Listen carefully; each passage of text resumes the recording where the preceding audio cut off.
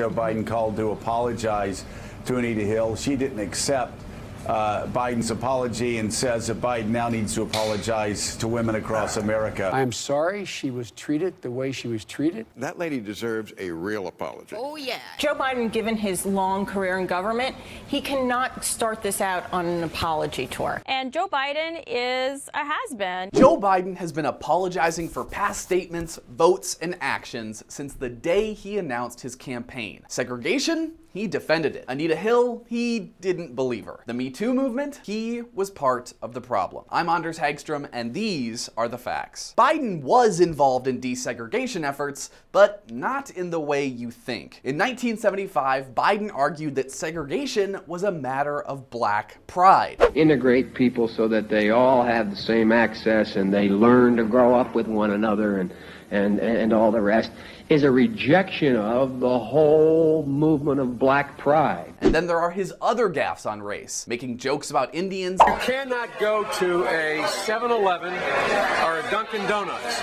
unless you have a slight Indian accent. I'm not joking. And fear-mongering that Republicans hate black voters. Biden hasn't had the chance to focus on any of his policies because he's been too busy defending and explaining his past. He's had to call Anita Hill to apologize for not believing her over Justice Clarence Thomas, and he's had to repeatedly explain his handsy approach with women. And then there are his policies. Modern Democrats won't be happy to learn that Biden is a tough-on-crime politician, and those moderate stances that Biden has could end his campaign in the primary. Embarrassingly, not even President Obama has endorsed him, even though polls show that Biden is the best chance Democrats have of beating President Trump. And who's next in line? Bernie Sanders, who might just be the one candidate that Donald Trump most wants to run against in 2020. So I'd also love to run against the communists. I never thought so. Why?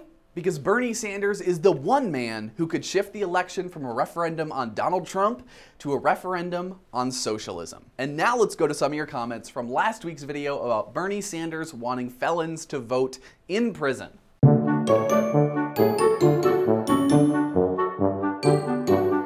Jamie Dixon says, "It's my thought that these people do not have any respect for our laws and show good judgment. Therefore, why would the American people allow them to have a vote? In committing a crime, the reason we allow people to be thrown in prison is that they have infringed on the rights of others, so then the government then has the right to infringe on their rights as punishment. And one of the punishments that America has long had is that you cannot vote after committing a felony or a crime of a certain severity." Chuck Medley says, "Do they get the right to own a gun back as well? After all, that is a constitutional right also." Yeah, I don't think you'd ever catch Bernie Sanders saying people should get their Second Amendment rights back after getting out of prison. I really, really, really doubt that would ever happen.